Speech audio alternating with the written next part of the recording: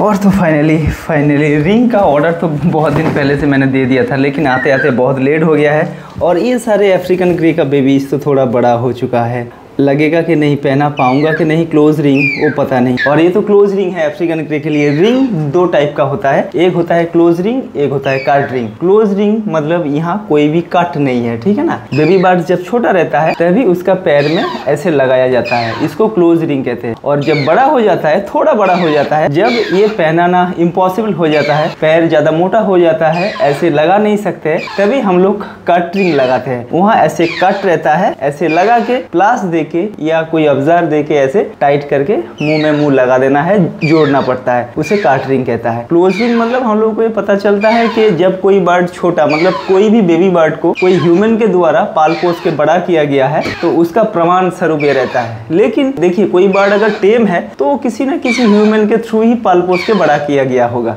नहीं तो बर्ड टेम नहीं होगा। रिंग लगाने में अगर 2-3 दिन 4 दिन लेट हो जाता है तो पहनाना, क्लोज रिंग पहनाना बहुत ही मुश्किल हो जाता है। मैंने तो ऑर्डर दे दिया था और थोड़ा पहले लगा देना चाहिए था, लेकिन क्या करें, रिंग आते आते मेरे पास था नहीं और रिंग आते आते कुरियर में थोड़ा सा लेट हो गया है। और ये जो मैं अफ्रीकन ग्रे के बारे में कहना चाहूँगा, अफ्रीकन ग्रे तो मैंने 2 दिन का इससे बहुत सारे अफ्रीकन ग्रेस को पाल पोस के बड़ा किया है, हैंड फीडिंग करा के। लेकिन ये दोनों अफ्रीकन ग्रे इतना छोटा सा एज से ऐसे दोनों पैरों में, अभी तो बड़ा हो चुका है छोड़िए, लेकिन जब एकदम छोटा था 12, 14, 15 दिन का, तभी ऐसे 2 पैरों में ऐसे करके एकदम स्ट्रेट खड़ा हो जाता था।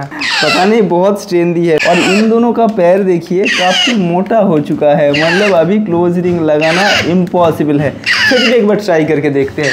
और ऑलिव ऑयल भी मैंने साथ लेके आए, न्यूट्रीबर्ड का A19, A21 वेटा, मतलब अच्छा ब्रांड का अच्छा कुछ खाना आप खिलाते रहेंगे तो ग्रोथ मतलब आज एक जैसे होता है, कल एक जैसे होता है, बहुत तेजी से ग्रोथ देखने के लिए मिलता है। तो इसी के लिए 2-4 दिन की आगे पीछे हो जाता है तो मुश्किल हो जाता है। फिर भी एक बार ट्राई करके देखेंगे, चलो आ जाओ। तो हाँ, इसका अंदर भी तो छोटा बड़ा है, मतलब कोई 1 दिन 2 दिन आगे अंडे से हैच होके बाहर आया, मतलब इसका पैर देख के हमको लग रहा है कि नहीं जाएगा। इसी के लिए फर्स्ट टाइम अगर ट्राई करेंगे वो भी ऑलिव ऑयल के साथ, थोड़ा सा एक बार देख लेते हैं कौन सा पैर में। अच्छा, राइट पैर में, दिखाओ तो ट्राई करेंगे, जैसे होगा तो होगा, नहीं तो नहीं, छोड़ देंगे। और होने का चांस बहुत, लगने का चांस क्लोज रिंग बहुत कम है, फिर भी एक बार ट्राई करके देखेंगे।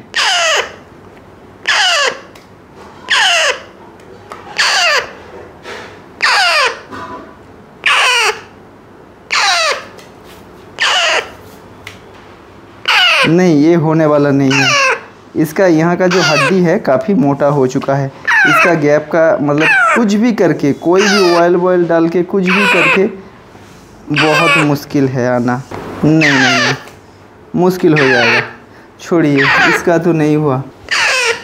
दिखाओ, तुम्हारा पैर दिखाओ तो।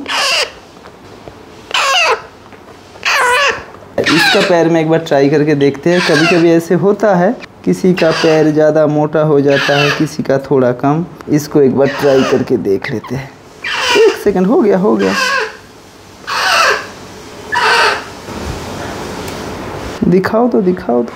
नहीं, सॉरी, नहीं हो पाएगा।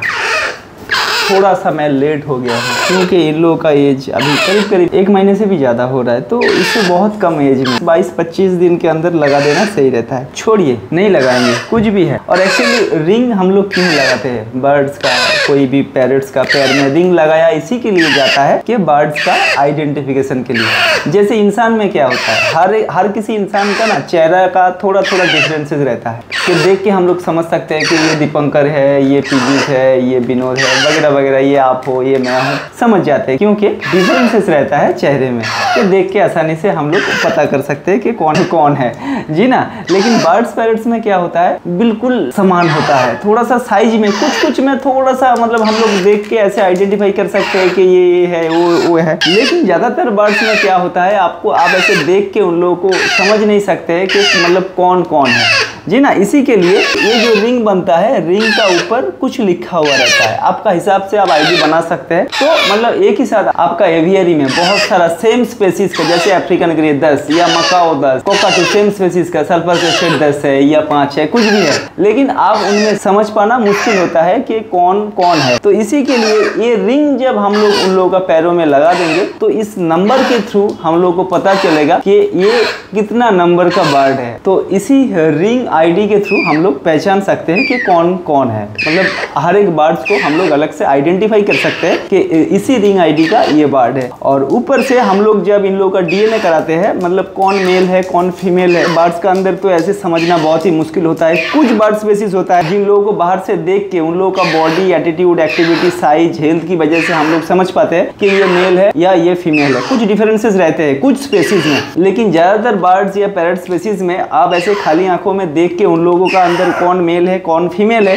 ये समझना मुश्किल हो जाता है। तो इसी के लिए हम लोग जो करते हैं, डीएनए कराना पड़ता है, डीएनए सैंपल भेजना पड़ता है लैब में, मतलब एवियन डीएनए लैब जहां है वहां आप इन लोगों का सैंपल्स भेज के इसी रिंग आईडी डाल के कौन सा सैंपल्स, और सैंपल्स क्या होता है, सैंपल्स 2 टाइप का भेजा जाता है। मतलब डीएनए कराने के लिए 2 टाइप का सैंपल्स हम लोग भेजते हैं, ब्लड सैंपल और फेदर सैंपल्स। फेदर सैंपल्स वो बहुत आसान होता है, जब पूरा फेदर आ जाता है इन लोगों का चेस्ट से, मतलब जब यहाँ पूरा फेदर आ जाएगा इन लोगों का चेस्ट से, यहाँ से, ये सब जगह से, ये जो है यहाँ से, इस साइड से, इस साइड से, यहाँ से, चेस्ट से ऐसे फेदर हम लोग प्लाक करते हैं। और फेदर जब आप प्लाक करेंगे, फेदर का जड़ रहना चाहिए, बॉडी का अंदर, स्किन का अंदर जो पोर्शन रहता है वो भी रहना चाहिए। तो उसी तरीके से 5 या 6 या 7 ऐसे कुछ फेदर सैंपल्स आपको कलेक्ट करके एक एयर प्रूफ पॉली पाउच के अंदर उसे डाल के जितना जल्दी हो सके डीएनए लैब तक पहुंचाना होता है, तभी जाके वो लोग सही से, मतलब इजीली हो जाता है। डीएनए जब लैब में टेस्ट होता है इजी हो जाता है, एकदम परफेक्ट रिजल्ट मिलने का ज्यादा चांसेस रहता है। उन लोगों को सुविधा होता है परीक्षण करने के लिए कि कौन